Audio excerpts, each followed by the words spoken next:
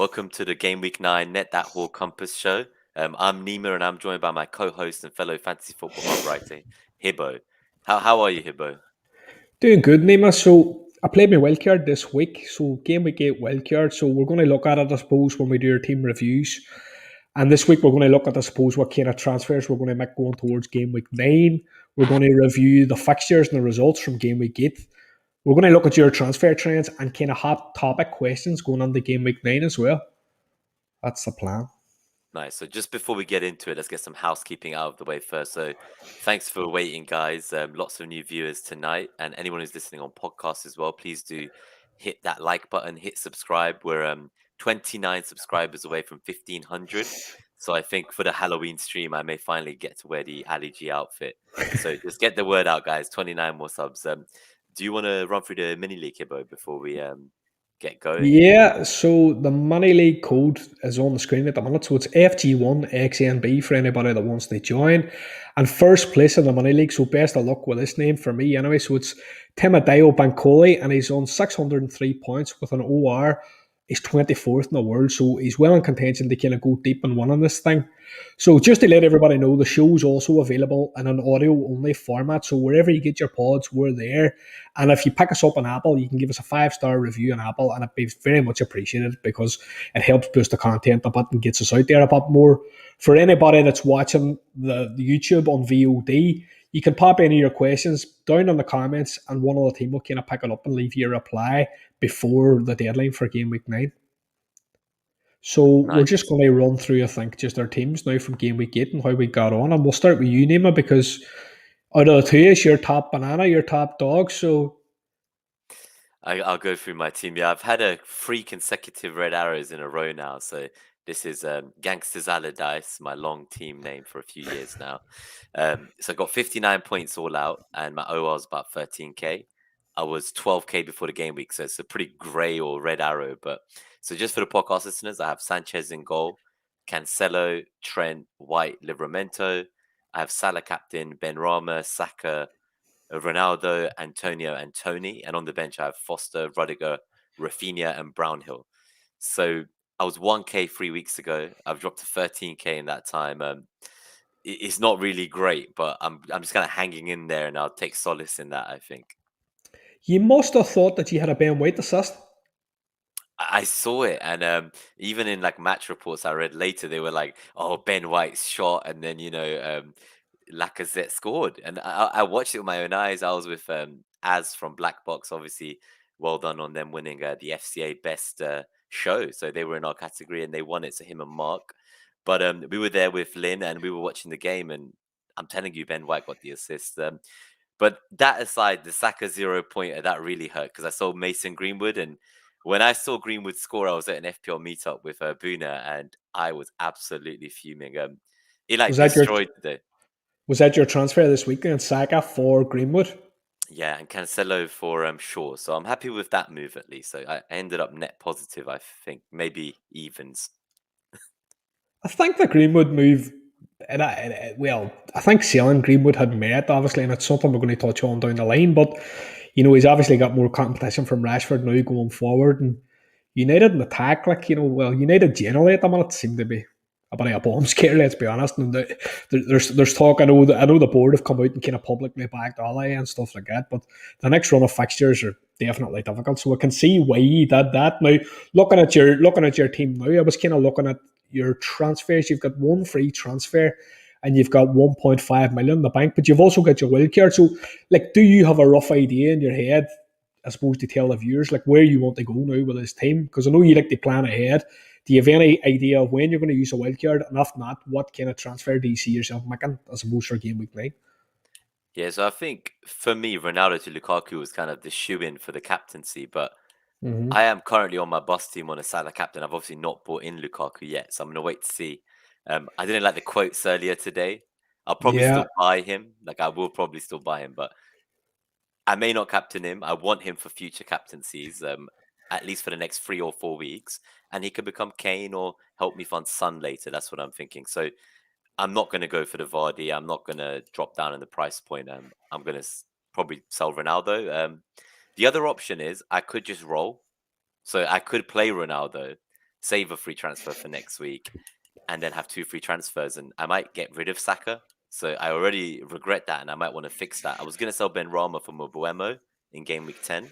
So I've got like a kind of plan. I think, but anyway, in summary, the most likely thing I'll do is Ronaldo to Lukaku this week or save. And in the meantime, I've got a big benching headache between kind of Livramento, Saka, Ben Rama. One of those three is going to be benched, and at the moment it's Livramento.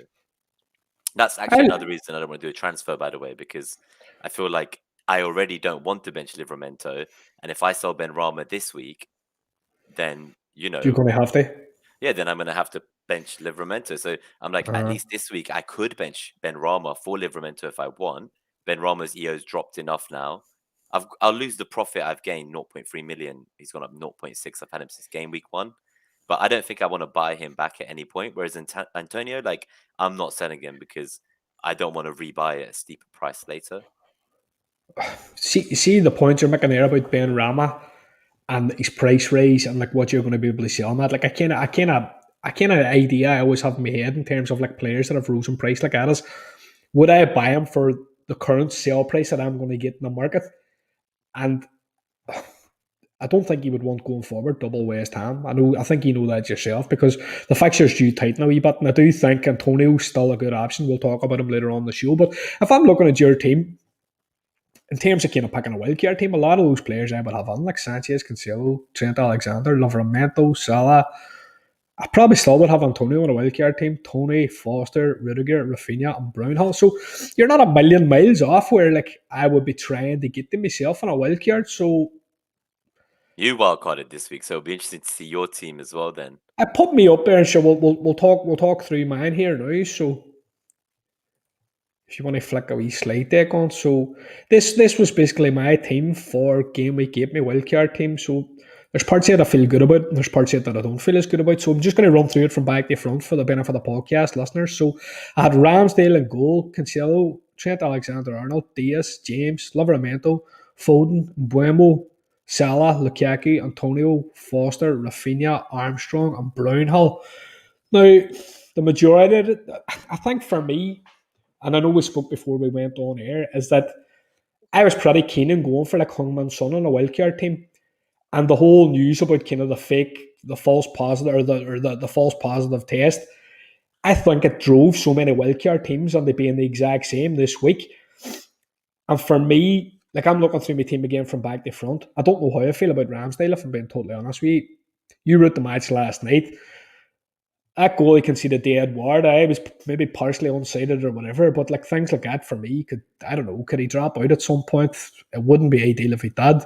James didn't play, which he was a punt and he was against all my kind of pre-season and my early season thinking that, look, I don't want the back players that have issues with like expected minutes. And I went for James as kind of a bit of cover because I have a certain amount of flexibility in this team because I nearly have like a 4-4-3. So somebody can always drop out. And I picked James because I thought I'll chase the upside. And if there's a chance that he could hit, and Chilwell did that this week. So it seems to be at Chelsea. Whoever's playing the left side gets in the box, gets the returns, and James gets cameos, which isn't ideal. Diaz, I couldn't have foreseen him resting. Foden only got an assist, which is Foden in this team would be the slot for me, which would become, say, Hungman Son, which would need a slight bit of surgery. Going forward, I think that my biggest issue for this week, because I've got one free transfer and I've got 0.1 million in the bank, is Adam Armstrong, and he was benched kind of out of the blue. We're going to touch on the fella that came on, Bruja. He done very well. I would say there's a fair chance that Adam Armstrong maybe isn't going to come back on because Redmond and Bruja done well, and Che Adams is to come back and potentially into the side as well. So I think there's a chance that Armstrong could maybe sit out the next game. Now, where I'm at with this team, the chances are I'll save me transfer because I've got a certain amount of flexibility and that I can always bench a player because I nearly had an extra man. And it's kind of, I like the fact that I've built on this flexibility because it doesn't come up me and they thinking, oh, look, I have to make a transfer this week. Captaincy for the bus team, it's sitting on Lukaku at the minute. I don't know how I feel about it. I think we'll talk about it as the night goes on. You're on mute at the minute, buddy. Yeah, there we go. That's how I stopped myself from talking about Ramsdale in your little team review, I was like, I had to stop myself from cursing about the 2 goals conceded against Palace. It It was doesn't. sloppy. Yeah, I wouldn't blame Ramsdale for them personally. I'd say Partey messed up and then Lokonga messed up. It was just the most horrendous 2 individual errors I've seen, and it's so Who lost? sloppy. Who lost the ball in the middle of the park for the second goal? Was that Purdy? Lokonga. The first one was Partey, Awful. He and got. and then Ben White kept running off him and didn't like try to close him down and showed him goal, and he But like also kind of obscured Ramsdale's view.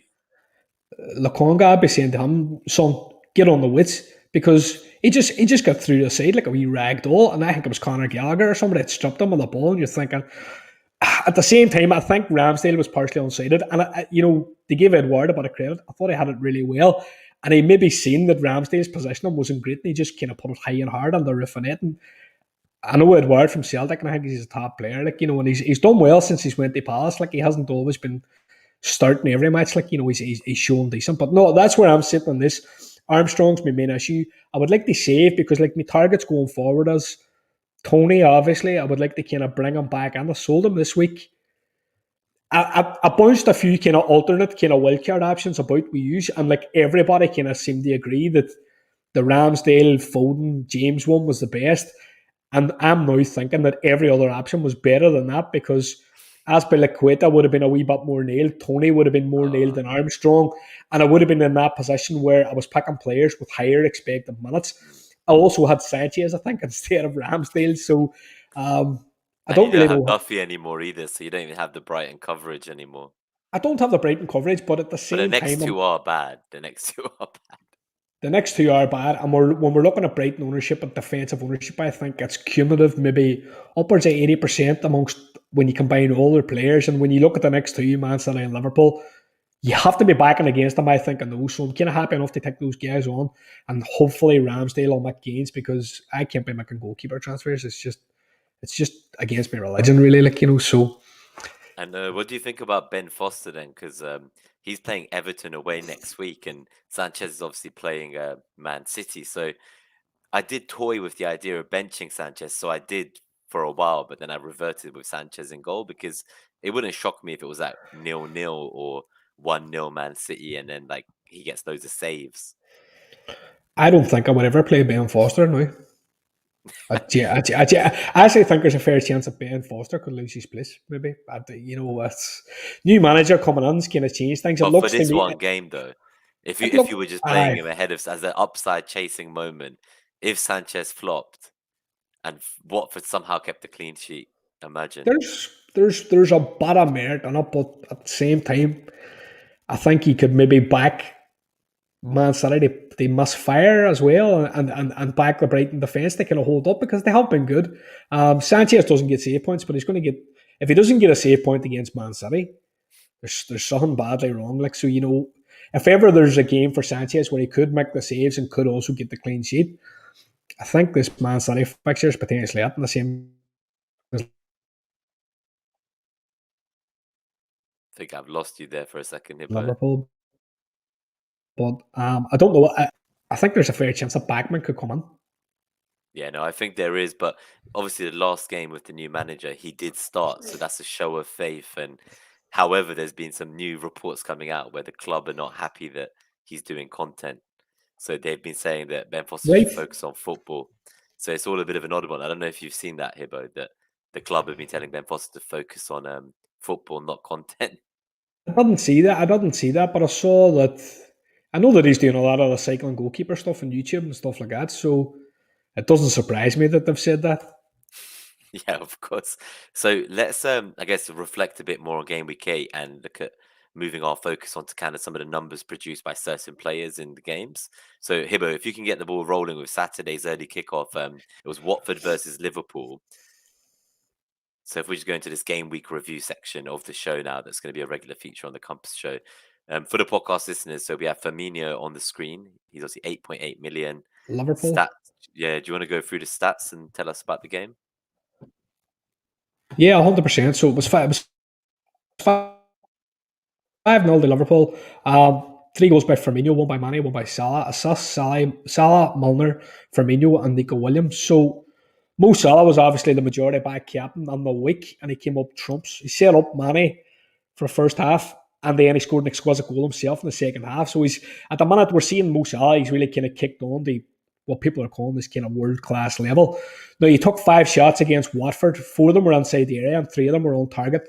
And he also played 2 key passes. Now, in terms of my graphic on the screen, I'm focusing on Roberto Firmino. So with Jota on the bench, Firmino hauled with a hat-trick, and he also produced an assist. So he produced some of the biggest numbers in the week.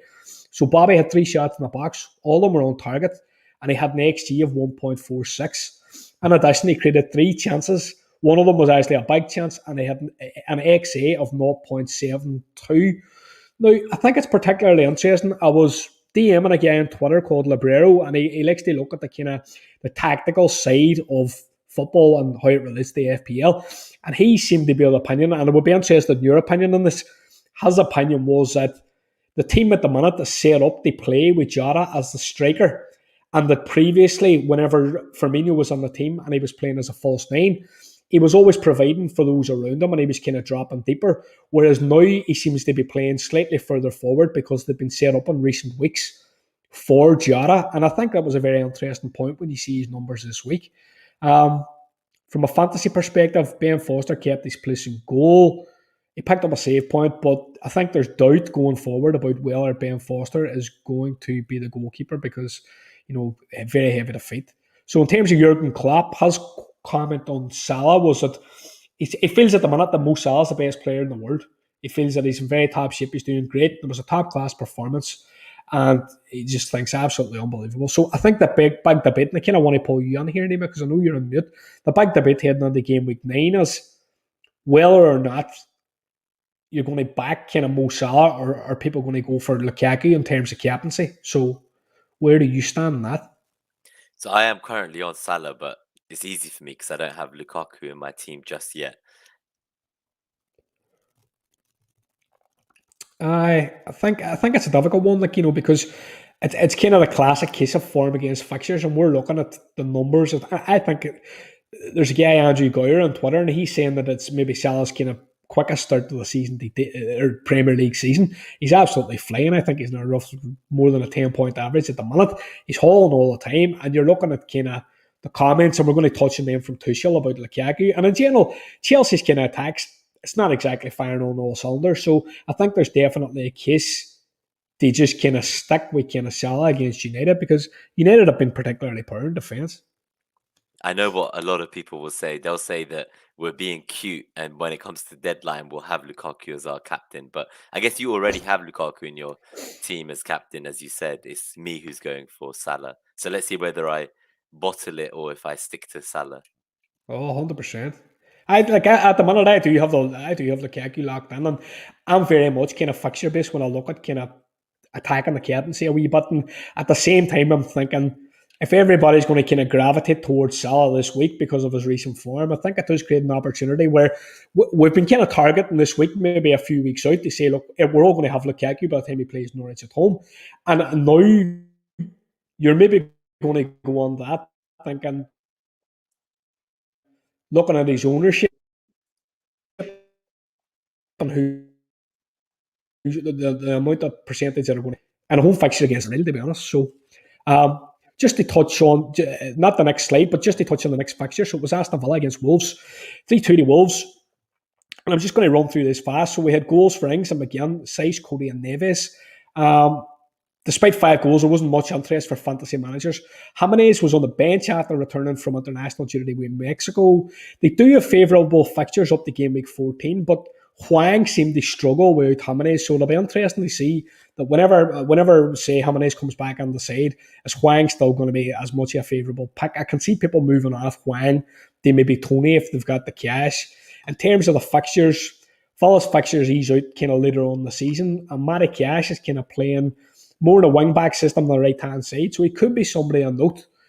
But if you just want to move on to the next slide now, and we'll look at kind of Yeah, I'll give Leicester. a quick shout out to the haulers who are here Yeah, already. 100%. We got started so early with the show, so I'll just say hi to everyone. So we've got Ramanathan was first on this evening. We've got Mike Halpin as well. Nice to see you. Blue Danube guy. Podna was up. We've got Prass here as well, friend of the show. We've got Ozzy Sharks here from Down Under. We've gone live like an hour later just because of the UCL games. Got a couple more UK. Jones Bloke, nice to see you. We've got Matt Clark asking about Broha. So I'm sure if I'm pronouncing that wrong, but we'll talk about him for sure. Fahim as well wants to know about Ben Rama. Nice to see you, FPL Fledgling. This one's for you, your good old friend. Robert Hookie's taking a bit of stick on the internet about always hosting spaces and being in spaces. And do you know what I say to Robert Hookie? Keep doing it, buddy. Because no, like he does a great job in spaces, and I think just keep at it. Like, yeah, I think so. It's a good to see you, Quack Quack, and then FPL Penguin. Nice to see you. We have Nahals here as well, and just a couple more people got Hoarder. I always get this one wrong. You got to message me after and tell me how I pronounce this, but Hordafi. sounds How about right. it sounds about right. Okay, Razek, evening, and obviously morning to Ozzy. So I'll let you get into the next game then. So on the topic of Broha, as if by magic, you ask and you shall receive. Yeah, we skipped United, but we'll go back to United. So Broha, this was Southampton against Leeds. So Southampton won 1-0 against Leeds. Goals from Broha, assists from Redmond. So firstly, Rafinha wasn't part of the squad. He was left out because he played and he took part in 3 internationals. He played 70 minutes in the 3rd international, and then he flew back 15 hours. Bielsa said he wasn't in a condition to play, so we left him out altogether. Leeds struggled in attack, truth be told, without Rafinha, obviously, and without Patrick Bamford. So I'm an owner of Adam Armstrong, and I think we can be slightly concerned because Hasenhuttl seems to be, he's continuing to mix it up a bit in attack. He does have options in terms of, like, you're talking about the likes of Redmond, you're talking about the likes of Che Adams, but Armando Broja, 5 million, he's kind of jumped off the page. So he replaced Armstrong in the starting 11, and he got the only goal of the game. He's an English-born Albanian international, which is a mouthful. He's currently on loan from Chelsea, and he's produced some of the biggest numbers in the week. So he had 5 shots in the box. 3 of them were on target. He produced an XG of 0.80. He created 1 chance, and he had an expected assist of 0.19. In the game, there was a clean sheet as well for Tino Livramento. So he's very much the budget fullback of choice because he's only blinked once in the last 5 game weeks. So if you don't have Livramento, we'll use this old cliche. You're maybe not playing the game right. Get him on as your fifth defender. And he's a fifth defender that can sit there. You might not play him every week, but he's just going to kind of tick along, and he's also going to pick up a bit of value. So the Saints sit fifth overall in the fixture ticker from game week 9 to game week 14, and that's in Fantasy Football Hub. So it's going to be of interest for Livramento and possibly Broja, but I don't really know if we can jump on him. He could be a bit of a flash in the pan. What are your thoughts?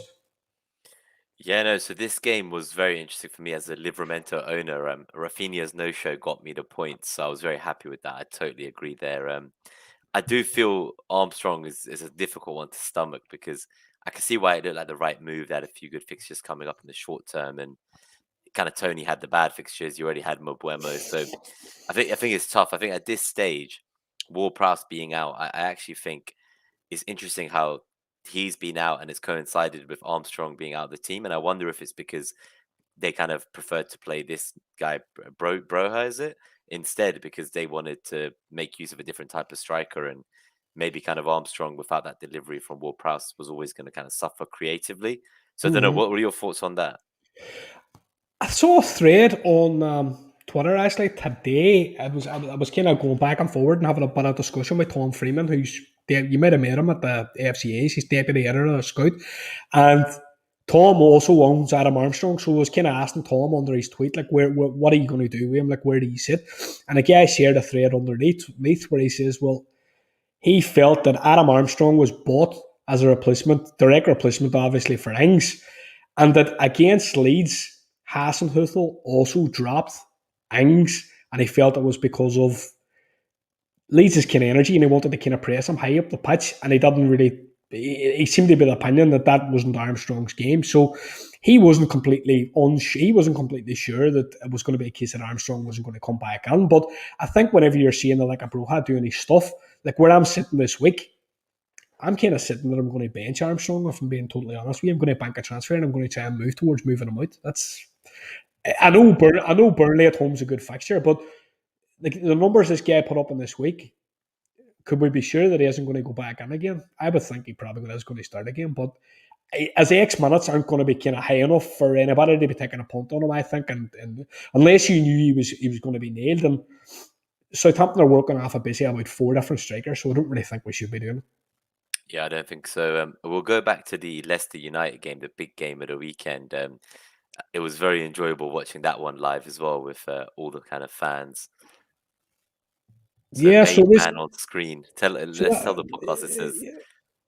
So basically, it was Leicester 4, United 2. So goals from Greenwood and Rashford, and then Tillmans, Soyuncu, Vardy, and Daka. Assists for Fernandes, Lindelof, and Iacho and Perez got 2 as well. So look, just to talk about United briefly, they have an absolutely horrendous run of fixtures from Gameweek 9. So they play Liverpool at home, Spurs away, Man City at home, Watford away, Chelsea away, and Arsenal at home. So if you have any Man United assets, selling them at the minute is going to be your top priority. Ronaldo's going to head up the out list. So is Bruno Fernandes, because they're basically bottom of the Hub's fixture ticker up until game week 14. Greenwood at 7.6 million. He scored a good goal on Saturday, but his minutes are going to be squeezed up now by Marcus Rashford. I know you sold him this week. I took him out the wildcard. He scored after we both got rid of him, but I think it was a right decision to move him on, if I'm being totally honest with you. I always kind of planned in my head that I knew at this stage Rashford was going to be back and the minutes were going to be squeezed up, and at this stage the fixtures were going to also turn. So there was 2 good reasons in my mind to sell Greenwood. It was kind of unfortunate that he scored. United are leaky at the back, and it's kind of also adding a bit of encouragement to those that are planning to cap and Salah in game week 9. So if we're looking at Vardy, he's blanked twice in his first 8 game weeks of the season, and I know going into the season, Vardy's kind of player that we didn't give much of a chance, but I think a lot of that was kind of structure based, because you were talking about, say, like a premium striker and Salah, which it made it difficult then they also say have like a Vardy type character. But just to touch on kind of Vardy's production in game week 8, he had 2 shots in the box, both of them were on target, in an XG of 0.35, and he created 2 chances. He also produced an XA of 0.17 in the process. So where I'm at with Vardy is this: I kind of think I could in time move away from like a kind of Salah Lukaku 2 premium setup.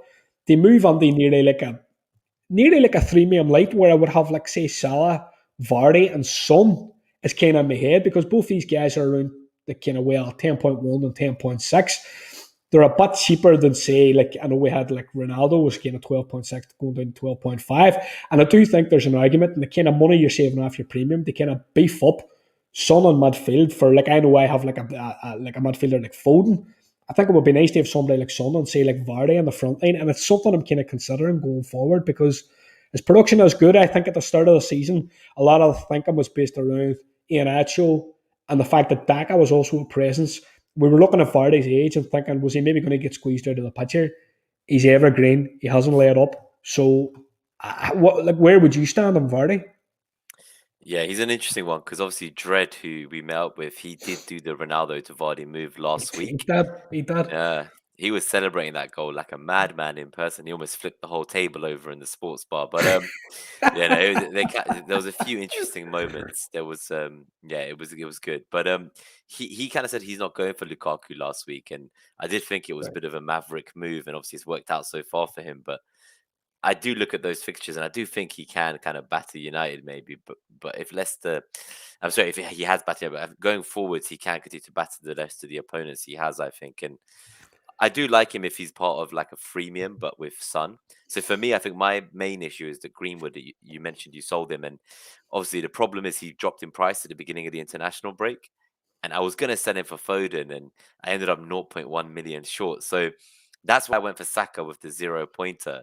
And then I kind of look at Foden and I look at what could have been for my short-term punt as like a Sun placeholder. But let's see if Saka's even back, because if he's injured, then I can start Livramento. So now I'm in that kind of position where I really do like my team. I think I will save that wild card, because I can just in 1 or 2 moves get to the players everyone's going to have. What's the last available week that you can play your wildcard for your first 20. one? Well, look, I know you from kind of January or whatever last season, and I'm going to say already you're going to play your wildcard in the last possible week. No, it won't be game week 19, 20. It'll be earlier than that. It has to. If I get to game week 14 and I have the wildcard team with free transfers again, that would be crazy. 100%, 100%. I'm just going to run through just a couple of the matches. You can leave the graphic up. Just a few of the matches that I don't have a graphic for before we move on to the next one. So you're talking about Norwich and Brighton. So I think owners of Brighton defenders they can bank themselves, count themselves lucky that they got a clean sheet. And they're going to go on to now tough back-to-back games against Man City and Liverpool. So I know looking at live FPL, current cumulative ownership of kind of Brighton defence is kind of upwards of 80%. And I think I'm happy to take that on, despite the fact that I've got Ramsdale. So on the match, they were kind of lucky. Sanchez missed his clearance, and Sargent, all he had to do was steer it home. And I'm just going to try and be a bit comical because there was about as much power in his shot as there was in a wet fart. Duffy cleared it off a line. Brighton were kind of unlucky not to have a penalty because Krul looked to have fouled Maupay. Lamptey's back. Potter says it's great to have him. It's great to have him back in the pitch. Norwich produced consecutive shutouts. The Canaries have gone to a back three. But at the same time, I wouldn't get too excited about this because, after all, they are Norwich. Just to touch on Man City against Burnley, again, running through quickly.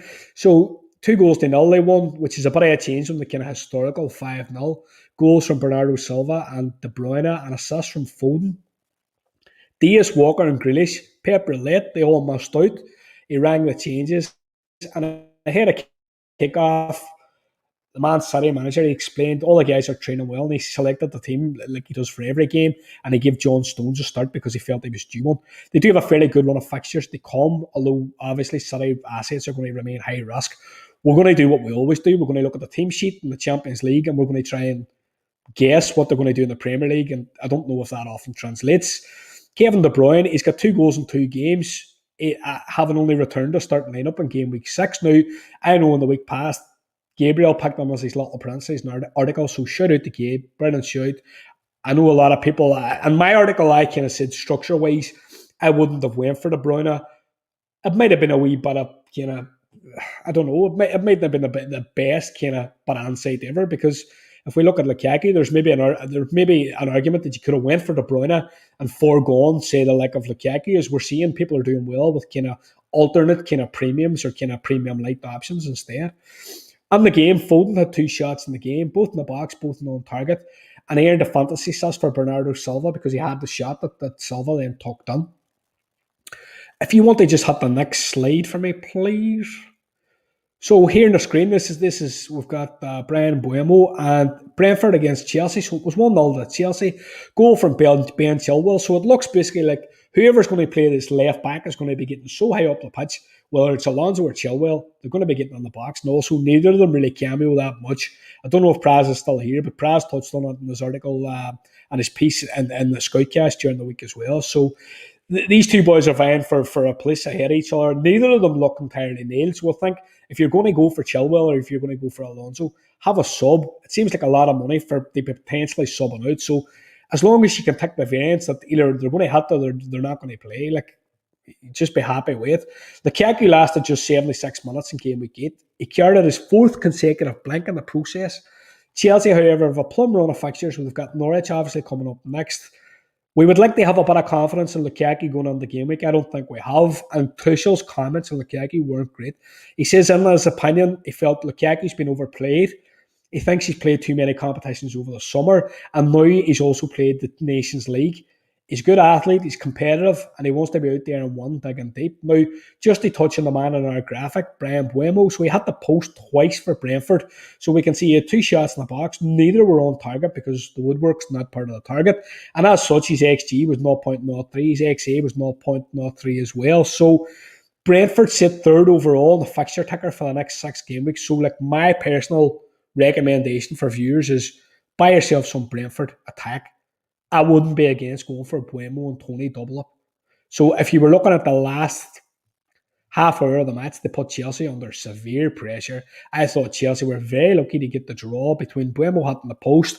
And also, I thought if Mendy hadn't been in inspired form, they wouldn't have kept the clean sheet. And I also thought they were kind of lucky that Chalobah didn't give away a penalty against Tony because it was very, very marginally given offside. This was so I had Tony, and when I saw him getting dragged down and no penalty given, I was in outrage. I was watching this game live with everyone at the meetup, and I was So fuming. I watched this game in the house live as well, and whenever I saw Tony getting dragged to ground, I obviously didn't go for Tony in my wildcard, and I thought, oh, for fuck's sake, there's going to be a penalty here, and he's going to get up and stroke it in, and he's going to maybe have 10 points. So I think the amount of pressure that Brentford put Chelsea on bodes well whenever you look at the fixtures going forward. And it also kind of makes you think about Chelsea in terms of their defence. I think one Chelsea defender is maybe the ideal. It's maybe optimal. I wouldn't be going down the road of a double Chelsea defence because when he shuffles a deck and he brings Shalaba on and they give the guy Shara start in defence as well, he's dropping out to like a Reece James. He can also kind of play a role in the back line. I don't know.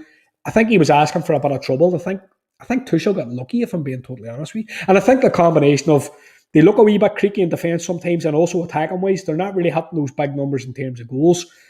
I know a lot of people came at the start of the season when they signed Lukaku. A lot of outsiders were looking at Chelsea thinking they're now going to win the league. I don't feel like that. I think that Liverpool are the best attack in the league. I think Man City are the best defence. And I think those two teams combined are just a step on from everybody else. So, no, I wouldn't be backing a double Chelsea defence anyway. Yeah, I've got just the one. I've got Rudiger, who's obviously out, but I've seen He's come. pictures of him in training, right?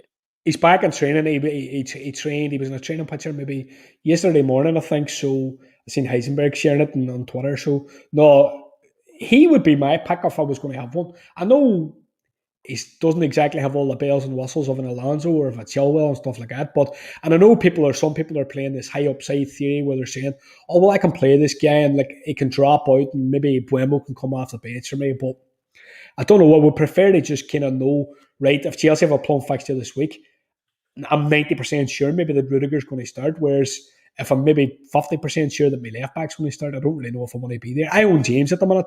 And if I'm being brutally honest, I'm going to save a transfer this week. And if James is going to give me hassle going forward, I'm just going to sell him. And I'm going to sell him for a dirt cheap defender. And I'm going to maybe beef up the Son and Vardy as kind of on my mind. Definitely Son and Tony, So that's where my thinking is. Just to touch on another game that we don't have a slide for, but just to touch briefly. So Everton against West Ham. So West Ham won 1-0. A goal from Ogbonna, assist from a corner from Bowen, who's actually taking along nicely. So Antonio and Ben Rama, they both blanked in game week 8. They were part of this kind of initial game week 1 template, which is starting to creak a wee bit. So people are wondering, should they sell them? So the pair managed 7 shots between them, although only a single Antonio effort hit the target. Kufal was absent through injury for the Hammers. And it was a frustrating tie for owners of like the Everton attackers. So you're talking about Doucouré, Townsend, and De Gray. They all failed to register. Now, quick point in Doucouré, he's got a broken foot. I think information came out today that he's broke a bone in his foot. So I think check your information, but it looks as if he's going to be potentially out for a wee while. They also have, in terms of the ticker, Everton are 17th and West Ham are 19th on the Hub's fixture ticker now for the next 6 game weeks. So in terms of fixtures, they don't have them anymore. Richarlison's still injured. It sounds as if he's going to be back in the not too distant future. DCL, he might be a while. And I know some people were kind of interested in DCL, but he's a kind of player I would want to kind of see him back fit and firing, if you know what I mean. I would like to see him get some minutes under his belt. And the fixtures to be good. Yeah, just a quick one. Is Mbeumo not 5.5 million? Sorry, yes, 5.5 And then million. I just seen it in the live chat. I think Oh, sorry. someone say 5 million-ish.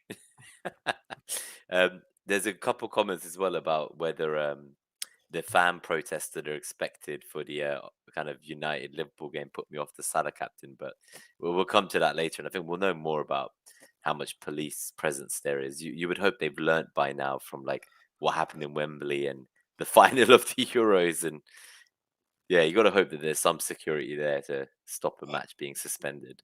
Hopefully, and it's not kind of during this COVID time either, so you would hope that they would be able to go a bit stronger in the policing. Just set them in with the buttons and just clear them out of the road and just make sure Salah gets on the ground.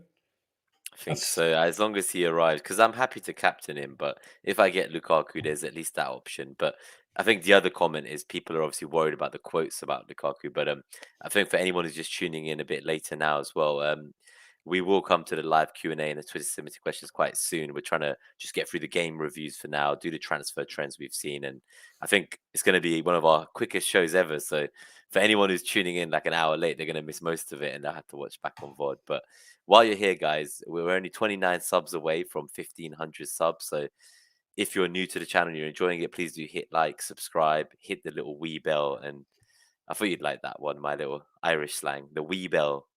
The wee bell. Hit the wee bell and thanks a million.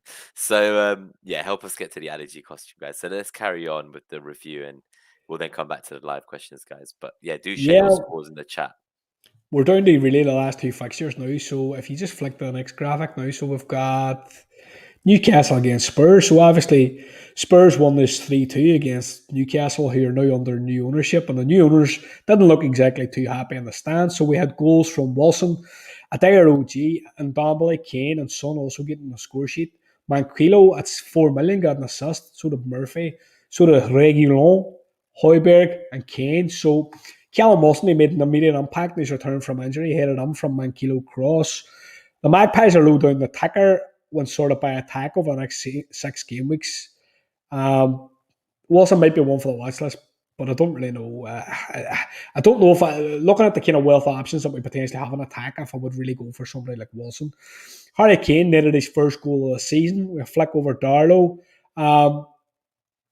Kane has had his struggles to start the season, but like what we see with Kane is whenever he starts to get minutes under his belt, whenever he kind of gets a goal, he's the kind of player that's got a potential to go on a bit of a run. And when we're looking at their fixtures from kind of game week 12, they look particularly good. They've got a lovely block of 4 fixtures, and I know it's something I'm targeting for Son, but I've seen a lot of people kind of talking about maybe targeting it for the double up of Kane and Son, although logistically it's maybe difficult in terms of Kane's price.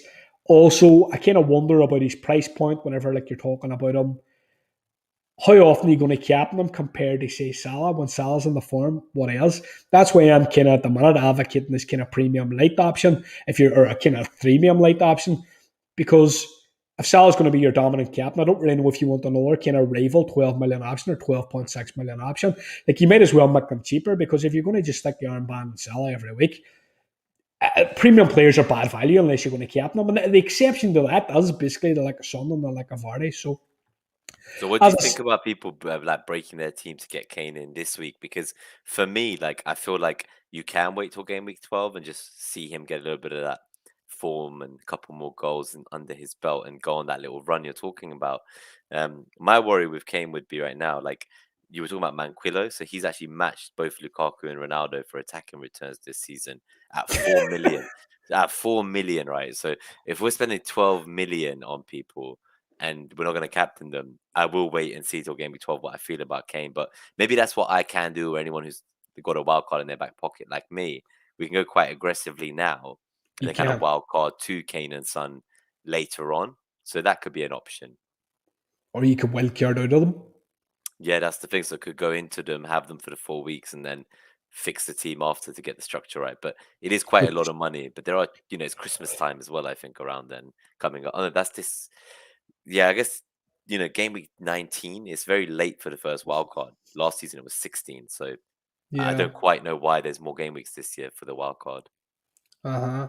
No, I'm not really. I'm not really too sure myself. And I know Ben Crellin was making a few points on Twitter where, like, previously he'd been talking about kind of Chelsea maybe blanking around maybe game week 17 and game week 18, but now there's chat that the World Club Cup competition is maybe going to be put back until 2022, and he seems fairly certain that there's fairly solid chat that that's what's going to happen. So I know people have been talking about, oh well, there's now going to be these blank game weeks, but it could happen that those blank game weeks don't even take place until maybe the turn of the year or something like that, which gives people a lot of time to prep for them. And also at that point, I don't know, your wildcard could maybe be involved at that stage, so no, maybe not an option. But just to touch on Son's numbers.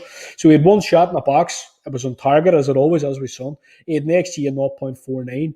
He created 5 chances with an XA of 0.26. So he made it 3-1 to Spurs before half time from a Kane assist. And no, Son's definitely one that I'm going to target round about game week 12. And if I'm being totally honest with you, if we hadn't got the false positive, Son would have been in my wildcard team 100%. And I'm kind of kicking myself that we got that information and that we're on this kind of Twitter bubble where we get so much information. Because if I was just one of these people just walking around the place with my head in the clouds, I probably would have owned Son. and not had that information to kind of make a decision. So just to touch on the last match, I want you to take a lead in this, but like it was Arsenal 2 each with Crystal Palace. Goals by Auba and Lacazette, Benteke and Edouard. Assists for Palace were Ayew and Elise. So you were at the match with your celebrity friends. I want you to come on here now and give me like your take on Arsenal and Palace, really. I don't know about the celebrity friends, but the recap of the night was good. We met in the Tollington Arms for any other gooners watching who go to games and want to meet up in the pub before. But I saw Lee for the second time. So Lee Judges from AFTV, and I saw Clive from Arsenal Vision, who obviously won Best Premier League Podcast at the Football Content Awards. So him and Yankee Gooner Elliot, he's come in from America. They've met for the first time after doing the show together and winning the award. There was kind of people left, right, and center. There was the Athletic Boys. There was Gunner Blog. I was like, wow, this is incredible. And then obviously I met up with Lynn and Az, showed them the Emirates. They were kind of non-Arsenal fans, wanted to see the stadium for the first time, so that was good fun. But that's kind of where the fun ended. That's why I wanted to say the story. So that part was great, the social part. But once I got in, the view was fantastic. But yeah, we went ahead. I thought it was going to be a good game like Spurs. It looked like we were going to put the pressure on, but it seems to be that the last two games we've been very bad and we have no attacking threat. Like it's non-existent. There's just no creativity. So I'm a Ben White owner. I still think he was robbed of that assist later in the game. I watched it with my own eyes. Like I'm sure he shot and it looked like there was no Martinelli touch. But anyway, that's been tampered on the graphics. But so what I will say is the player that I thought really let us down was Partey gave away the ball then at this point once we were ahead and winning 1-0. And it was just a sloppy mistake and they scored. And then the second one again, I think this time Lokonga had come on the pitch for an injured Saka. I don't know how MacArthur didn't get a red card for the challenge on him, but when they look at an Arsenal player and they see the red shirt, I guess they don't really think twice to VAR in this country. But oh well. So then it was 2-1, and I think that was really bad. And obviously Lacazette came on and changed the game. So I do worry if there are any Oba owners. I know there's some rare ones out there maybe, but he doesn't look like he kind of connects as well with Odegaard and Saka when they're all playing together. And I do think Lacazette brings the most out of and Smith Rowe, like the kind of the youngsters around the squad. So I'm not sure what we're going to see going forwards, but it's going to depend on whether we play this 4-3-3, which we started the game with, or the kind of the version with it's either El Neni or Lokonga playing with Partey. That's the other kind of two-man pivot. So in each formation, either Pepe is sacrificed or Lokonga is sacrificed, and Saka shifts from right wing to left wing where he's not as good. So for me, seeing Saka on the left wing, seeing us playing that 4-3-3, that annoyed me, and that's what I meant by I might sell him sooner. So if there's any Smith Rowe owners out there, any Saka owners like me, I think these next few fixtures, there's still 2 home fixtures in the next 3. I would probably keep for these, but I'll be eyeing them out as like a Sun placeholder. So if I can get the money from elsewhere when I maybe downgrade Lukaku in the future after this spell, it coincides well to try and get Sun in and afford that upgrade. But Ben White, I would just keep. He's cheap. You're going to probably have him on your bench most weeks. One thing I will say is his performance for me, I've put him straight on the bench next week. So as a Ramsdale owner, I do think going back to your earlier question, you probably should be a bit worried. Like he made some incredible saves, but the team just don't look great. And I do wonder what's going to change for this. So yeah, I feel bad. You sold Sanchez, he got the bonus, and then you brought in Ramsdale, and we let you down. It was my own decision, and like I don't know, I'm just not sure. And I'll tell you what, see if I was wildcarding this week, I would probably pick Raya. If I'm being totally honest with you, there was a bit of stuff that I looked at, and I know Gabe was saying like he didn't really think that there was much separate in kind of the 3 goalkeepers like Sanchez, Ramsdale, and Raya. And in truth, there isn't really much separate in any of them, and that's why we're all struggling to make a decision. But I would probably lean towards Raya in terms of if I wanted upside. But like I'm looking at kind of, I suppose, some of the big managers in the community and who they went with, and like AFPL Salah Abdul, they've just stuck with a kind of tried and tested Sanchez. So maybe it's just a position where like you don't want to be too smart with. He's 4.5 million, or he started off at 4.5 million. Don't be too clever. They're the best cheap defense in the league. Maybe just pick Sanchez and set and forget. I'm kicking myself a bit for taking him out of my team, if I'm being totally honest. And it was maybe like a kind of cosmetic change that I made to kind of justify my wildcard, if that makes sense. Because like sometimes when you're on your wildcard, you kind of make a few changes because you think, should I make more changes than I should make here? Because I'm on a wildcard, so I have to be seen to be making so many changes. But I could have left Sanchez, and I'm not happy about it. But That is a shame. Yeah, no, I am upset for you. So I guess going into should we go into the transfer trends and then we'll go to the straight to the Twitter questions from the community and live Q&A. 100%, Nima. We're going to be going so quick this show that hopefully people like the new format and they let us know how they think, and we'll continue it next Monday and return to Monday evenings again. So that's actually the reason why obviously we're streaming tonight. So sorry for the delay, guys. I was at the Emirates. It was nice to see Vieira come home, but yeah, the pleasantness ended there. So not the Did you best. see? Did you see how pissed off he was when you scored? He looked absolutely fuming. I really, really enjoyed it. He was just holding his head. I thought it was fucking brilliant. He's like squatting down, and yeah, it's an incredible moment. So yeah, let's go into the transfer trends then. So this is actually some data that I get from Fantasy Football Fix, and it analyzes the combinations of players people are moving and who they're buying. So rather than just looking at the top five and the bottom five in terms of sales and purchases, you get to actually see what those moves are and whether you agree with what the masses are doing that game week, or whether you think you've got a better idea and like you can go against the masses and gain an edge there. So I know as the week goes on, you obviously write your article too for Fantasy Football Hub.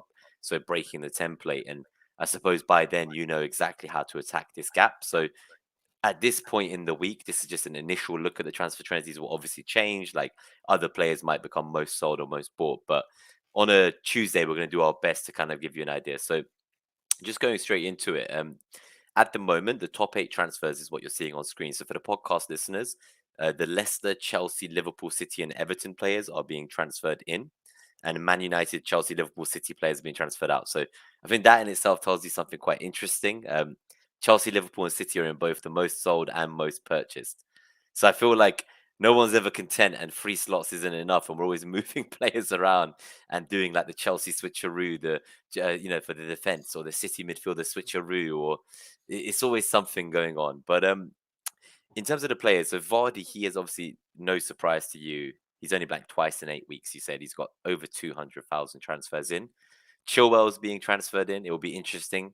130,000 people have brought him in before watching to see whether him or Alonso starts in the Champions League tomorrow night. So that's an interesting one. Salah, another 100K. So, some people don't have him. And well, thanks to, if they didn't exist, our ranks would be even lower. So as Aspilicueta is being transferred in, Cancelo, Townsend, Lukaku, and Mendy. So transfers out. Ronaldo now 280,000 transfers out. That is a problem. Someone was asking earlier on the live chat, will he drop in price with the mass ownership? What do you think about that? Like he's I'm obviously just back to gonna. his starting price. I'm just going to get a FPL statistics up on the screen just while we're having a conversation, Yeah, just to have a look. Yeah, perfect. just to look for people to see. But he has dropped from 12.6 to 12.5 this since the turn of the game week. He has. He's also like kind of minus 31.8%, but he's a fair way off a drop. And I He's think from far off. experience, that for a guy to kind of drop below his kind of starting price, it takes quite a lot of transfers. The same the delta here is roughly 350,000 transfers. So whether he's going to drop below kind of 12.5, I would doubt Yeah, so you saw this last week week he anyway. was one of the most sold as well, right? And Yeah, he was still the second most popular captain after Salah. So just the sheer ownership, the bus teams, the deluded United fans who captained him and quit the game, like those teams are all out there and they're all going to gain an edge on us if he gets points. So I think those people won't be making transfers. I saw a stat. They said 1 million teams at the moment um, are no longer playing. So it's about right. 10% of all FPL teams or something are inactive. No transfers in the last 5 weeks. I think this is kind of quite interesting when I look at these trends. Is like Rudiger has been transferred out ahead of Norwich, and we know Rudiger's fit. Um, Alonso's been transferred out ahead of Norwich, and as you says, we don't know who's going to line up against Malmo in the Champions League. It's going to be one of Chilwell or Alonso, and you would fancy that the other is then going to take the Norwich game. If Alonso plays against Norwich, God Almighty, he could score 20 points. Like the way the left backs getting in the box for Chelsea, it's I think they should hold their waist a wee bit and with a bit later in the week before they make their transfer. So Lukaku at plus 60, Lukaku, yeah, I was gonna say 70K selling him before Norwich. 70K selling him and 63K buying him. So he's like he's in a negative delta from them transfers alone, and you're thinking this So is there's no Norwich. Like, rush on Ronaldo to Lukaku. I can wait till Friday and get maximum news. Like I've missed the price drop. I couldn't have sold him for 12.6 anyway, Ronaldo. So no, you wouldn't have had any value tied up on him as such, like so. Yeah, so I guess just going into the combinations then. So these are the top 10 on the screen. For any podcast listeners, I would recommend checking this on the YouTube just to see the transfer trends. It'll be about a 10-minute segment each week. Or alternatively, I am going to return to writing my weekly transfer trends article for the Hub at some point. So I've not done it yet this season, but I am hoping to get going again. And it was great to see Fergie obviously at the awards ceremony. And so now on the screen, you can see there's some diagrams of the most common moves across the top 10 moves all positions. So 15% of all moves at the moment are Ronaldo to Vardy, just to put it in context of all the moves happening in the entire transfer market. And 5% of all moves are Ronaldo to Lukaku. So that is the most common move, I think. It is surprising to see Vardy as triple as popular in terms of the combos as Lukaku.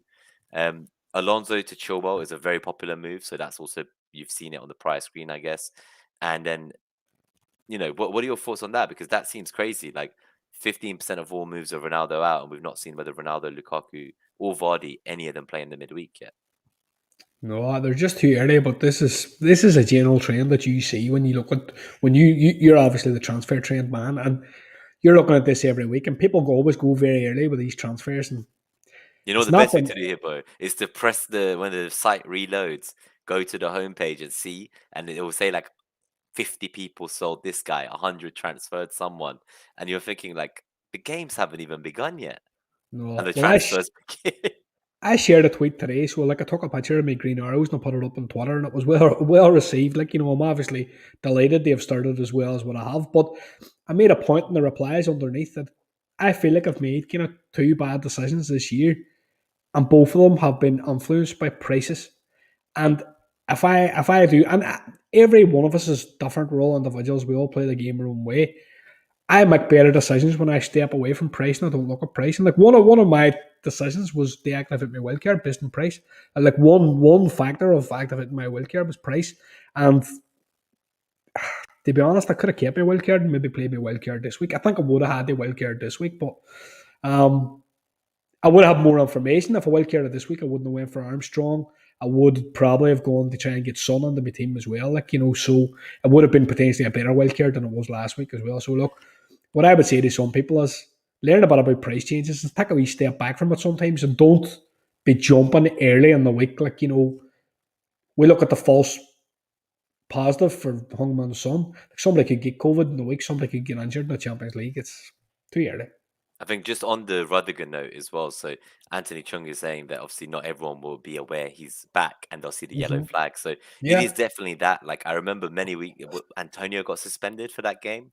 yeah. He was kind of, being sold the moment the game week opened. So these people kept Antonio for the game he was suspended in and then transferred him out the following that minute after deadline. And there was tens of thousands of him. He was the most transferred out for like 24 hours. And it was all because he had a flag. And they all sold him. And then by the end of the game week, he was actually the most transferred in player that game week ahead of the Leeds match. So it was crazy. Like just one flag and everyone was mass selling him despite having kept him through the suspension. Obviously, they didn't know that the flag would be removed. So these are the people we got to beat, guys. So, and the problem is we overthink every move we do so much. And then suddenly you'll notice that like someone's granddad will just like press a button on Friday at 3 p.m. and those keep getting the next right move. So I do like to focus on like what's the next move I need to make.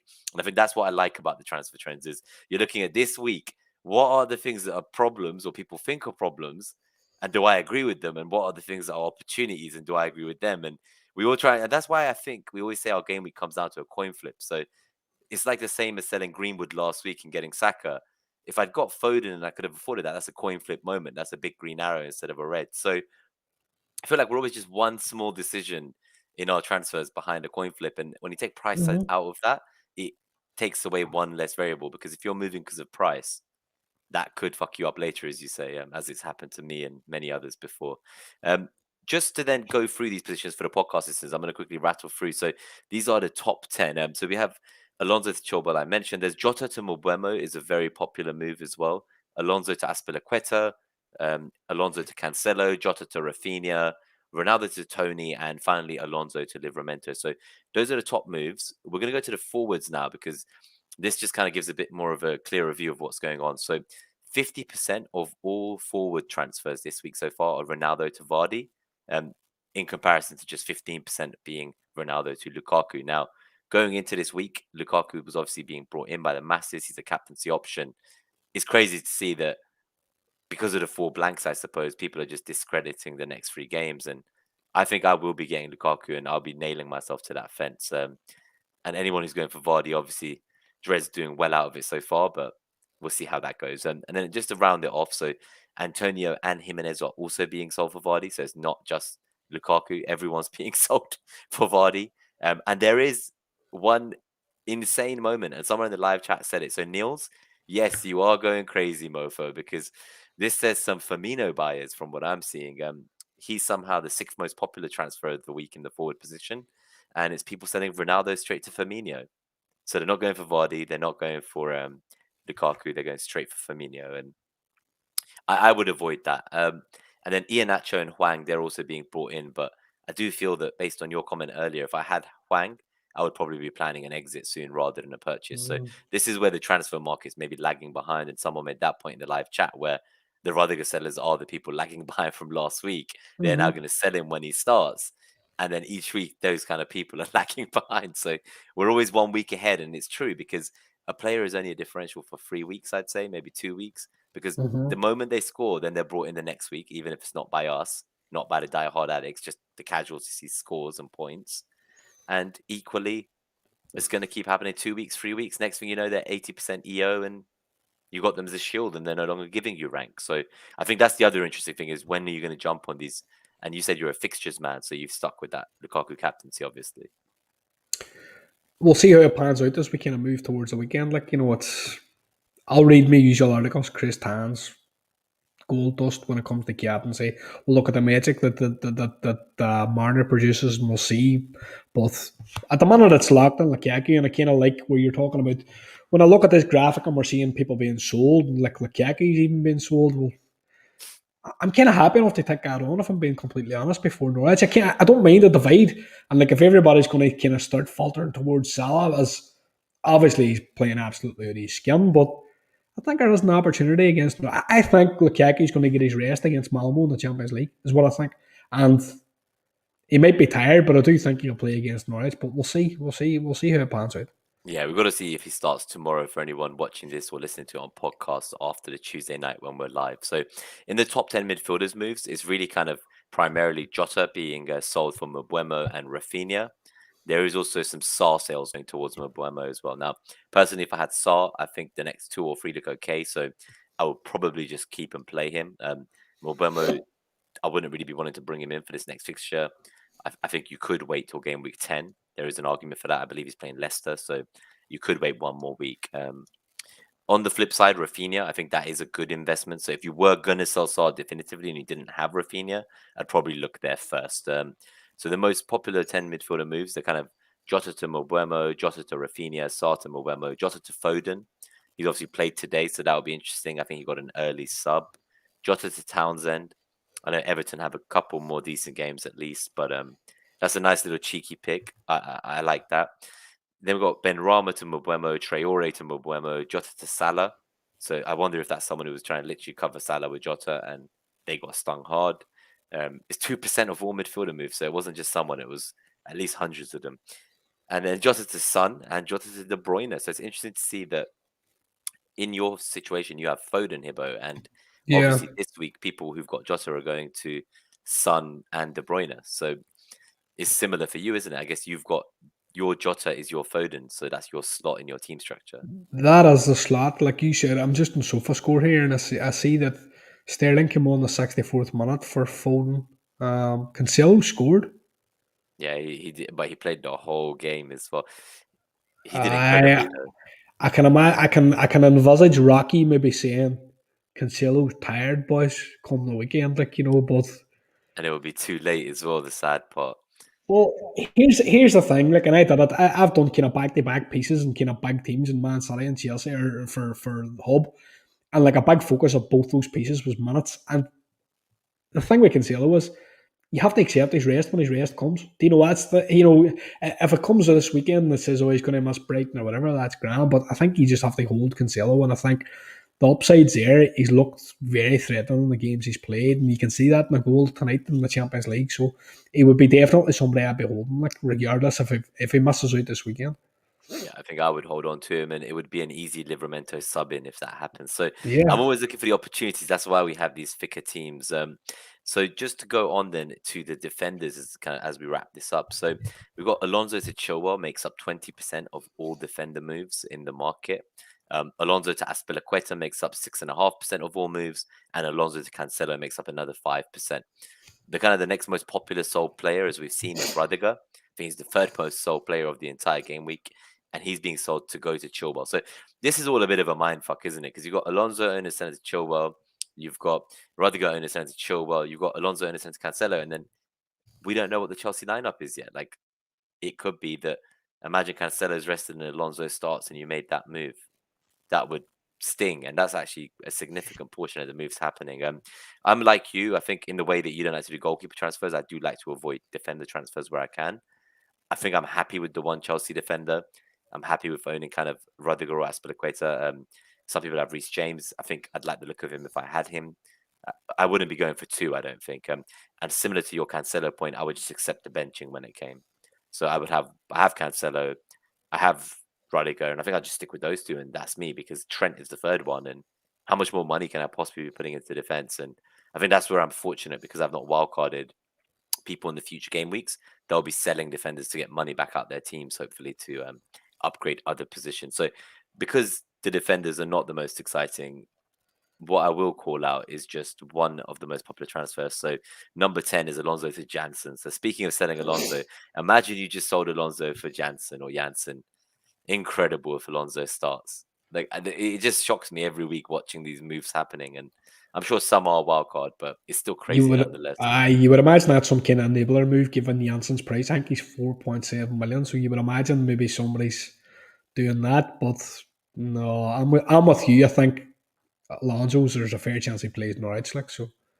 And then just to round off goalkeepers, because this is the cardinal sin, 7 out of the 10 most popular goalkeeper moves are to buy Mendy. 2 of them are to buy Raya, and one of them is by McCarthy. So I've seen McCarthy's name like kind of being said quietly in like street corners over the last few weeks here and there in the community, but it's not. I hadn't realized it was taking traction. But whoever started that trend, I'm telling you now, it's being copied because one of the 10 most popular moves is Sanchez to McCarthy, and that just blows my mind. So does the man. They think like you can't buy last week's points, but you know it's Especially in the goalkeeper position. Upgrading goalkeeper this early on in the week seems a bit strange. So we will then go to the Twitter submitted questions. We want to obviously keep this to about an hour and a half, and we can get all the questions in from the live viewers as well. So thanks for tuning in. Before we do that, I'm just going to take a moment and we're going to play a video about our strategic partner, so all about FPL.com. Obviously, where I'm also a co-editor, and it's always been free content for the community. I think there was about 70 pieces in pre-season. So do check them out. It's every format as well, UCL and other games. So we actually in the Football Content Awards were very proud as well. So thank you to everyone who voted for Net That Hall and All About FPL. We were very proud to come third as the best editorial site after Fantasy Football Hub and Scout, which are obviously both companies with full-time staff and investors. So it just felt such like a incredible Robin Hood moment to the minnows of the competition. Surya and the team obviously created this 2 years ago, and on their behalf, we're going to play the video for our strategic partnership. And yeah, so congrats to everyone. Thanks for voting in the FCAs, and hopefully next year, Net That Hall will get that top 3 podium finish. But we wouldn't be there without you, and to be nominated in the first year, it means so much. Are you craving more FPL content? Then look no further than allaboutfpl.com. Head over there for weekly articles from some of the top content creators on the planet. So what are you waiting for? Head over to allaboutfpl.com, the website for all your FPL needs. What are you waiting for? Marner. It has been a while. Yeah, we've missed out on the show. So so thank you guys. Obviously, thanks for tuning in. There's obviously a lot more of you now. So we're up to 27 likes on the show. So we'd love if you could help us get to close to 50 by the end of the week when the VOD has finished. If you're watching back and you're enjoying the show, do hit like, hit subscribe. As I said, just over 20 more subscribers, and we'll wear the allergy costume on the stream for Halloween. So let's go straight into the questions. So we've got Jaskar and Sing 32 on the screen up here.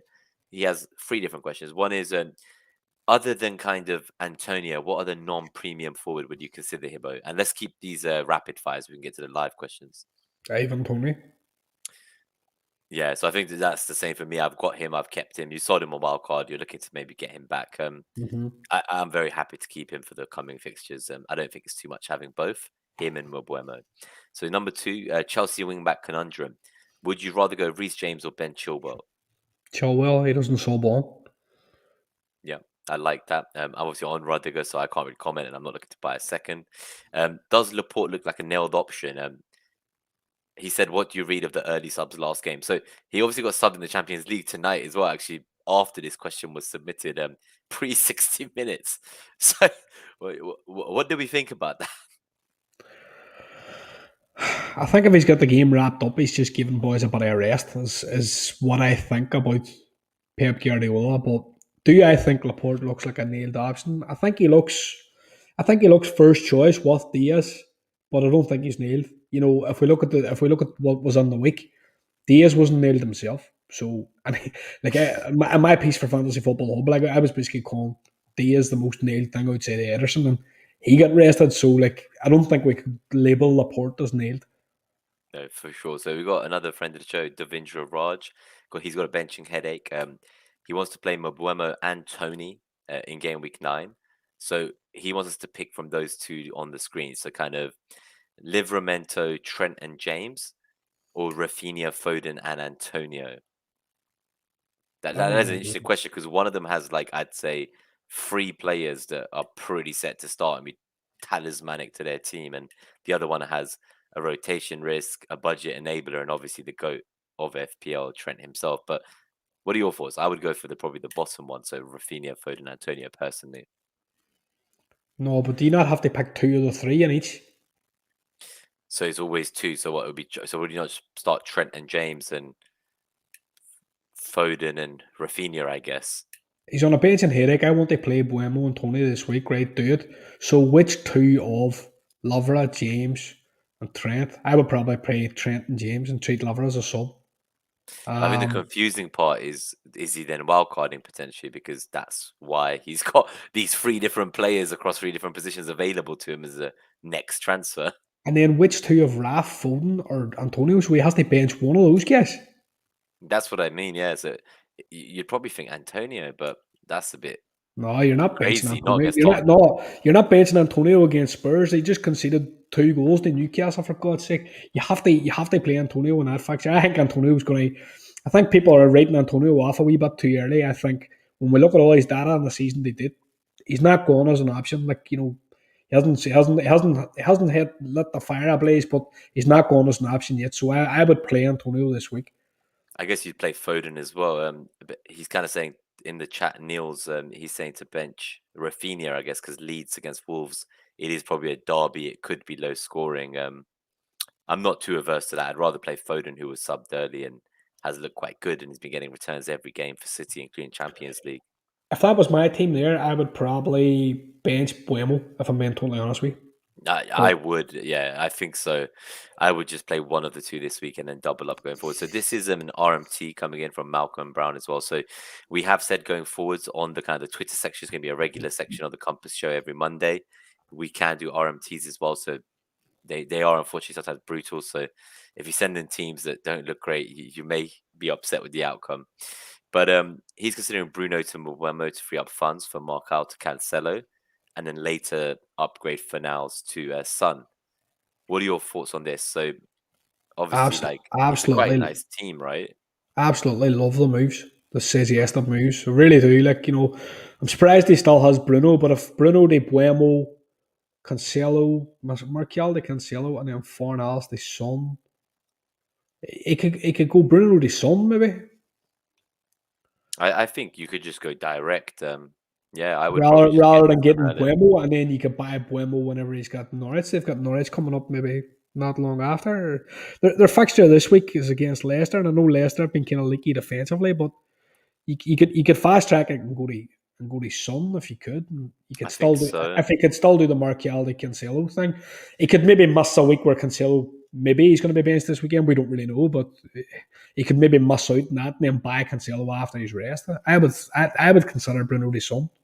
Yeah, I think just go direct. I think I would say the same actually on hindsight. So we've got Prakash as well, another new friend of the show. So he says, if Lukaku scores a massive 2-pointer against Norwich, would you be looking elsewhere? He Maybe can get. move him to He can get. See if Lukaku scores 2 points against Norwich, he can get out of my team. I don't give a shit. He's gone if he scores 2 points against Norwich. I swear to God. So you will sell him even with the Newcastle and Burnley fixtures then? No, I'll change my mind coming close to the time, and I'll keep him. Well, But right now, just the if he sheer scores, form of him if he scores 2 points, if he scores 2 points against Norwich, because there's still a fair chance I'm going to captain him against Norwich. And if he scores 2 points against Norwich, I'll not be impressed for the price point. I'll be looking to maybe jump off, So we've got a Dick Steady here, no more great. Game week 9, McCarthy or Gator? McCarthy, Gator's tragic. I think, yeah, I would go there. So Volley Boys is also sending an RMT, so he's got 1 free transfer, no money in the bank. Use wildcard in game week 5. The Core's injury means that it's quite straightforward, I guess, who he's going to be selling. And he does want Mabuemo, but he's asking, should he be benching Jota for Livramento? What are your thoughts on that? I agree with him on the Decore sale, and I would probably just go to Mabuemo early because he doesn't look like he has a Tony slot available anytime soon. Wait for the Champions League. What this do Liverpool are they played tonight? Did they? They played, yeah. They did quite well actually. I was preparing for that pod, so I was. It was 2-2. They were like leading at the beginning. It looked crazy, and then Jota came off the bench in the 62nd minute for Mane. I would probably play Jota, if I'm being totally honest with you. If I had that team. Because I would always ask, what would you be more annoyed about? Like, if Jota gets like 15 points on your bench somehow, and like Livramento gets like 6 to 10 points on your bench, which one would make you like just go crazy and like raise transfer the following week and just destroy your team and like go on till and I would then not bench the one that would do that to your mental well-being, because for me, if Jota did really well, I'd be absolutely fuming. So it was the same this week. Obviously, it became redundant, but I played Rafinha over Livramento, even though I thought Rafinha was coming back late and he might only come off the bench for a 1-pointer, because I'll take 30 minutes of my attacker. And if Jota doesn't play, then you'll get Livramento anyway, right? If he gets 0 minutes. So it depends. Do you believe in Jota getting points off the bench as a Liverpool player? And I do. And if I had him at this point, I would go for it. I think it's a nice problem to have, because like people bought onto Livramento, would say 4 million, and they're thinking, now, as he got the ability to be a starter in my team, which is it's a good problem to have, but like mentally in my head, I still see Livramento as very much a sub for me. If he's a good first sub for me, all the better. But in that position, I'm going with Jota, and I'm going with the XG, and I'm going with how bad United have been recently, and I would just let Jota loose. Yeah, I think just on this note, people talk about in the chat. Yeah, so I have heard as well that Calvert-Lewin is out for quite a while. It sounds like quite a long-term injury. Right. We were talking about maybe he could be like an Antonio replacement at that price point, but I think that's a definite no-go for the time being. So we've got another friend of the show, FPL Sonaldo. Obviously, it's a good time to mention he is coming out in 2 weeks to join Mariner on the matchup show. So he'll be here to fill in for Gabe when Gabe's away one of the weeks. But yeah, so king of spaces, Sonaldo himself, the Enablers show with FPL Bruno. Do check them out on Twitter if you haven't. So he has 4 questions, but we'll go through these rapid. We'll alternate. So what do you do with Antonio? He sold him, but what's your advice for just people who still have him? Hold for now. Yep. I'll let you go for the second one, then we'll alternate.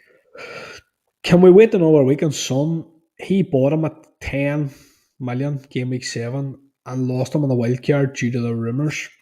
I think he probably could, but if I'm being totally honest, I think there's going to be goals against West Ham. I think the game, West Ham haven't been tight defensively, so I think there's maybe goals in the game. But I do think at the same, I'm waiting on him personally, because my team structure is probably similar to Sonaldo's, and the fact that we maybe need to make 2 transfers to get Son. So I think you'd be fine to wait. Sounds good. So Chilwell versus Reece, and should Reece owners chilly out? I wouldn't go sideways. I wouldn't go Reece to Chilwell, because it could be Reece's turn to come back in against Norwich. And I know Marner does the data, and I know Gabe does the tactical stuff, and these boys are going to touch on it later in the week. But I think Lukaku has really missed James playing it right back, because I think his delivery in terms of crosses is second to none. And I think they need to get him the service. I think through the midfield, Chelsea don't create enough chances because Tuchel's one of these coaches that likes like a tight structure, and he doesn't give kind of creative players the freedom. I know they've also been missing Mount and stuff like that as well. He doesn't seem to trust like a Ziyech and stuff like that. They go on and create a wee bit of off the cuff stuff. So I think it could be Reese's turn against Norwich. I wouldn't I go really sideways. like Reese. Yeah, I really like Reese. What are your thoughts about the comment today as well about maybe like abandoning the three at the back in some games and having an extra player in the team? Some people have told me that they thought the downfall recently for Chelsea in their play style has been since they shifted to three midfielders as well. So there's a lot of kind of stuff going on, and I do worry if with that lack of service for Lukaku, will someone like a Ziyech suddenly show up, and will one of the defenders drop out for that? It's possible. It's not great for rotation for us as fantasy managers if It means that's now there's multiple formations of oh rotation possible. Damn, yeah. So I Brentford double up, go or no? I say yes for me. I'm moving towards it very quickly by selling Ben Rama to Mabuemo. I say yes, and I see people talking about the defence, and that I'm assuming would be a trouble up for people. And at the minute, that wouldn't really be for me because I'm looking at the teams that are out there, and Liveramento's a lock. You've got the likes of Trent, Cancelo, Diaz, a Chelsea defender, maybe even a Brighton kind of filler. If you're going to have a Brentford defender, they're going to be a budget defender that probably isn't going to play too often. So I would stick to Buemo and Tony, I think. Yeah, I think so. So we've got Gareth as well. FPL Gareth sent in a couple of 3, 4 questions. So for holders who have used Wildcard already, I would hold. Oh no, so I see what this is. So he's giving his response to the last questions we just also went through. So I'd be interested to know what he thought, because what to do with Antonio, he said for holders who have already wildcarded, you should hold. If you're wildcarding soon, you could replace him. So that is an option. I guess you could sell Antonio in a few weeks if he still continues to not look great. I think there will be a mass exit, and I do want to maybe get out with the money if I think it's going to drop considerably and I can buy back in future for similar to the sell price that I'll get now. So I agree with that, I guess. He's not desperate for Sun till game week 11. He says Chilwell. So it's interesting because we both gone Reece James. So I think FPL Gareth will be tagging you after next weekend. We'll see what happens between Chilwell and Reece James. It's going to be interesting to see who wins the coin flip. See Gareth, get him off the screen. See Yeah, so who this 3-5 who? So he's saying who would you sell for Rafinha this week, Jota or Greenwood? I would say Greenwood straight up. yeah, I think so. And I think Firmino just started 2 games in a row. Him starting this weekend, it will be 3 in a week. Coming back from injury recently, it's a hamstring injury. I think it can reoccur quite easily if he's not careful as well. And it sounded quite bad because he had a history about them when we spoke to Ben Dinnery, I remember. So the thing is for me, Greenwood, I feel like if you've kept him, like you did great because you did better than all of us and you got the points last week. I think I would see that as like a parting gift and I would just get out and move on because Rafinha is a great option for the medium term. Everyone says he's undervalued, so I won't go through that tragic cliche. But yeah, I think I would go that way. And with Rashford's return, it's not looking great. So Adam as well. Actually, he's a gooner, and I think he's someone who I have watched in the community for a while, and he's a really famous gooner actually. So his analysis is really great. And anyone who doesn't follow him, I would say, if you're on podcast, look for 3-5 who, as Hibbo has said. So we've got the last question now from Twitter, and we'll go to the live chat. So guys, do start thinking about your questions. Any moves you're thinking about contemplating this week or burning questions you have, start to get them in the chat while we go for this last Twitter question. So this is from FPL Volatility, and he's basically saying, look, Leeds look awful. As Rafinha still a must-have? I think Leeds look awful without Rafinha. When we see Rafinha, he looks amazing. When he was on international duty with Brazil, he looks amazing. I think Leeds might be going through a wee bit of second season syndrome. I don't think they're going to hit the heights of what they did last year. I think it's probably going to be Rafinha's last year at Leeds. I think he's going to move to Champions League, maybe level club next. At his price, he's a must-have for me still. 6.5 million. Sometimes there's a lot of kind of lively looking stuff without the production, but there's always the threat of a kind of big haul with Rafinha, and I wouldn't want to miss out on it. So I would say at the price, I would keep him. How do you feel? Yeah, I've just recently come on board and he's basically not played football, but I've owned him for a while. So I'm keeping. He's going nowhere in my team. Like that slot's not even being considered for sale, and that's at least for like I'd say 5 weeks plus. So all my moves I'm contemplating are in other positions at the moment. I really like the look of him, as you say. Just he looks incredible, and I think he's the kind of player that does well with fans.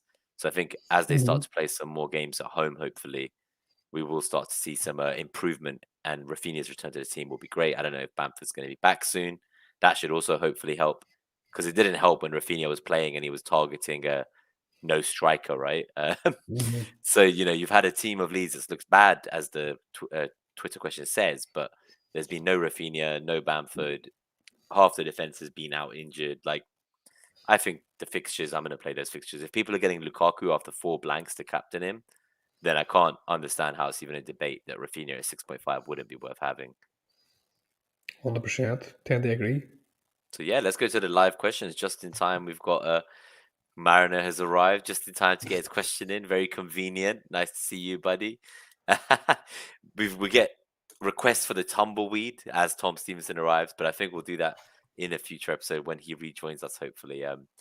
For now, I need to compete with him in the scout tournament, so it's perfect timing. 2 weeks in a row now, we've won. So the nameless ones, we're competing with the team that Tom is the MVP of this week. So Right. good luck, buddy. May the best team win. I know you're also in the community tournament, Hibbo, right? Yeah, we've won the first two. I was playing Lit Razor in a head-to-head this week, and I lost by a fucking point. And we were put together, and I think there's like a goalkeeper stroke kind of striker structure, and we played directly against each other. So no, we have 2 1s from two. I'm kind of happy. It's a good tournament. It's been nice to be involved in it. It is. So Tom says for the podcast listeners, Nima, we're going to smash you this weekend. So that's a bit of fun. We're going to do this. Let's go, guys. Not everyone can have an invincible season. And so far, it sounds like there's quite a few teams who've gone undefeated yet. Shout out to our friend FPL Mahir on their 6-0 loss in the first game week. I will milk that for another week as you requested. So, okay, let's go to the first question. We had a few that I'm just going to go scroll back to. So, I've been asked, should we start Saka or Livramento? So I'm in the same dilemma. I have both. I will probably see what I'm looking at towards the end of the game week, Anthony. At the moment, I'm starting Saka first. If I had reason to believe Saka was like not back from his knock and he might get minutes off the bench or not play, that would be an easy option to start Livramento. But Livramento could also end up coming on for Cancelo for me if Cancelo doesn't play. So I just feel like there's rotation everywhere I look, and hopefully these deep benches will come in handy. I would agree with that. Saka start, Livramento for sub or whatever seems reasonable. Let's alternate then. So I'll give you this one. 1.5 million in the bank. Tranquility Tillman's good move. I would probably buy Buemo if I'm being totally honest. If you don't have him, Yeah, I think so. Tillman's I don't really think's for me. Like He's great in other formats like Sky, where he's getting the points for that ball recoveries and passing and tracking back. So it's not really that time now, I don't think, for me in FPL to be going for Tielemans, as great as his goal was. So Ramanathan has 2 free transfers. He has Kufau, Traore, Greenwood, and Ronaldo, and wants to get rid of all 4 of them. So what would you do? Would you take a -8? Should we encourage our dear friend to take a -8? he has Kufel, Traore, Greenwood, and CR7. I wouldn't take a -8. No. No, but would Oh, you sell which 2? it depends who you can play instead of Kufal. Do you know? Does he have playing defenders apart from Kufal that can take their place? I would probably maybe look to move the United boys on if I'm being totally honest with you. I'm imagining if he has CR7, he doesn't have Lukiagi. And I'm imagining if he has Greenwood, he maybe doesn't have somebody like Son. So that could be an avenue to go down there. No, I think, I would be getting rid of Ronaldo and Greenwood. I will be looking Traore, Buemo as well. Traore's terrible. Yeah, but I think I could do that the following week if I was Ramanathan instead of this week, and prioritize moving money around with Ronaldo and Greenwood. I think a maximum I would do there is maybe a -4 and deal with maybe Traore, Greenwood, and CR7. If he Oh, with really them. thought if he really thought his team was looking really strung out, and see if he can play somebody else instead of Kufal, a -4 maybe gets him back and they looking close to a wildcard team. I would do it. So actually, the other question from Sam, just a follow-up question, where we said that Tielemans wasn't great, and we would look at Mobuemo. He says he does have a 7.4 million budget, if that changes anything. But I think I would still be going for Mobuemo and Rafinha as my 2 midfielders alongside Salah.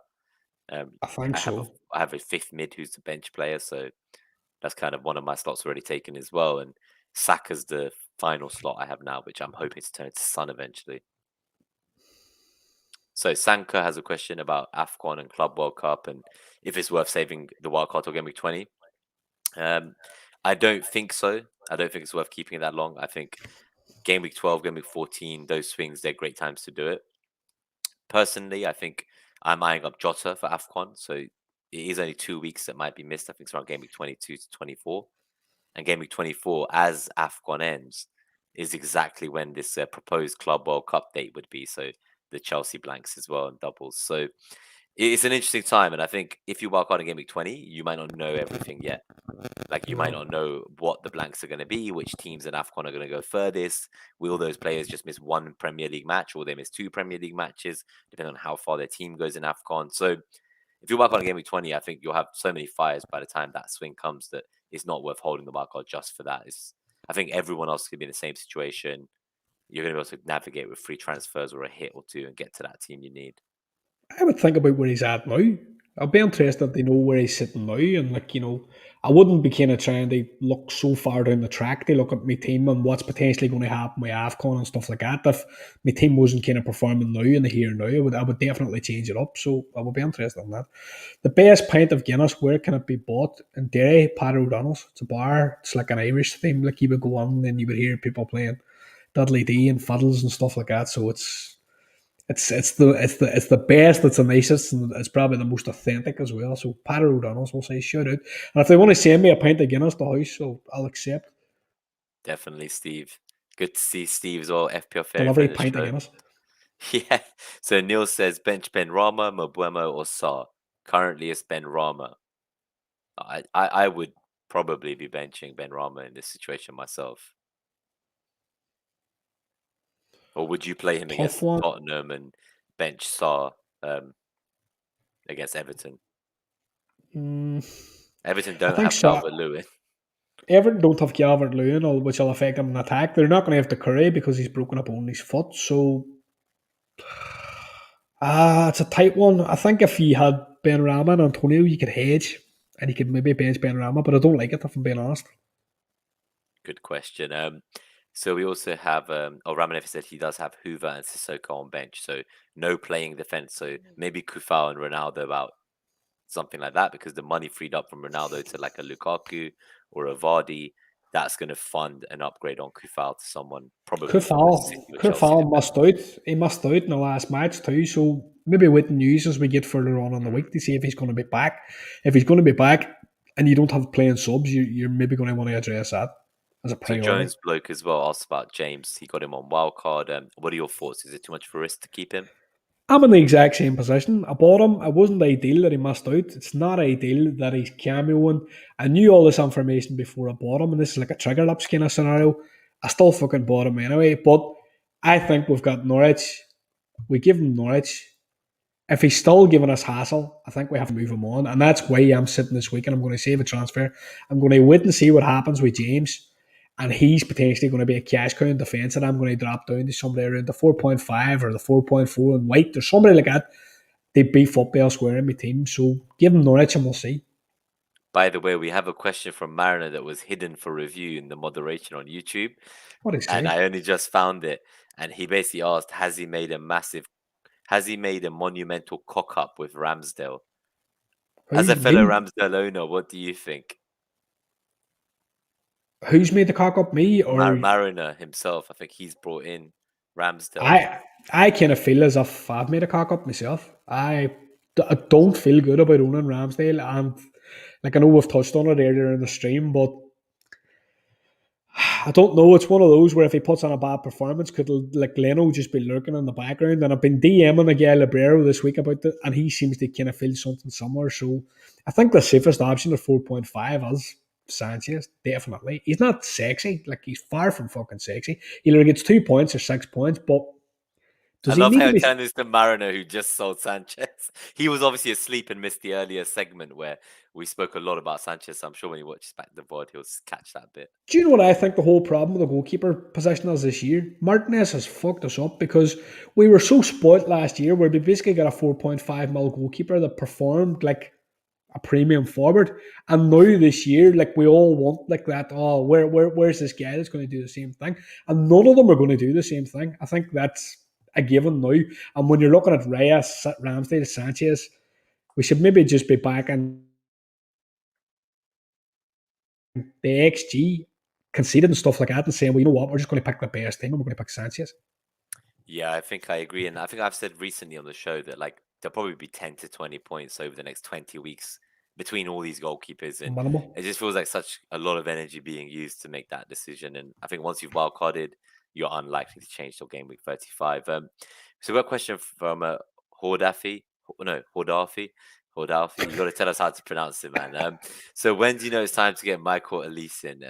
So for me, I guess my first answer would be when he at least gets one start. So he's had 19 minutes, 37 minutes, 0 minutes, 8 minutes, 4 minutes. And that's since game week 4, and he's not played before that. So he's a great player. I've seen incredible numbers from last season in the championship. And I think he does look good. And with Eze still out, there is a spot for him in the team. And it's a new, young, and direct Crystal Palace. Like it's not like Crystal Palace of last year, even. It's changed considerably. And I'm kind of seeing them in Vieira and stuff. I really like him. He's got obviously a golden assist in his last 2 games.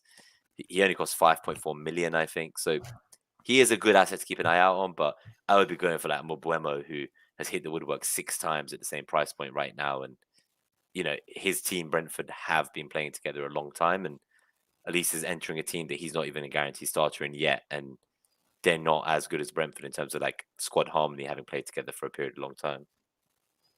So Fair yeah, that point. would be my thoughts on him. But I do like him. So okay, we've got thank you, Mike. Trying to help get the allergy outfit out. We have also been sent Holter and Cal for the bench, sell Gray from a Buemo instead, and leave Tielemans alone.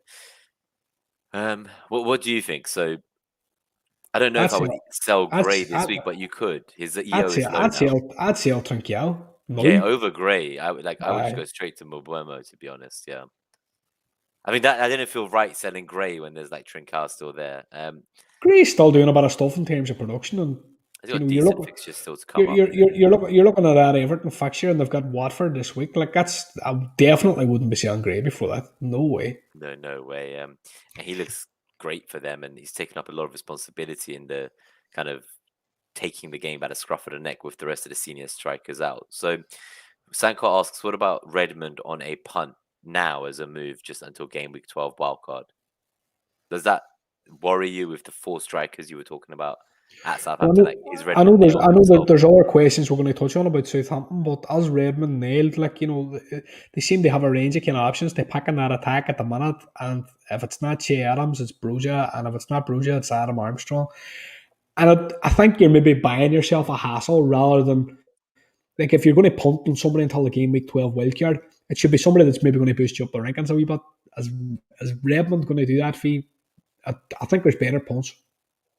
Sounds good. And we'll go last 2 questions in before we go for the night, guys. So Alan asks, what do you think about Armstrong? Obviously, got tempting fixtures.